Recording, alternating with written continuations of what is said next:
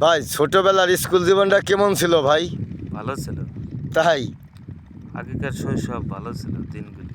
আসলে ছোটবেলা যে দিনগুলো যায়, আনন্দের দিনগুলো যায়, সেই দিনগুলো আর ফিরে পাওয়া যায় না। যায় না, যেরকম আমরা কত পদের খেলাধুলা খেলাইছি, গাইছে মাইছে, পোলাপুলি, গোল্লাছুট, তাইরে, কানামাছি, অনেক পদের খেলাধুলা আমরা করছি। কিন্তু এখনকার পোলাপান এটা পায় না। সেই সব ভালোবাসার খেলাধুলা এখন আর হয় না। না, কারণ খেলাধুলায় নাই তো, জায়গা নাই, যা- পরিষ্কার হয়ে গেছে। জায়গা নাই, ঘনবসতি হয়ে গেছে, আর সেই সব ভাই বিরাদারও নাই যারা খেলতো একসাথে এইসব হ্যাঁ, খেলা। টেম- তারা ট্যামবাড়ি খেলা অনেকটা ভালো খেলা, সুন্দর।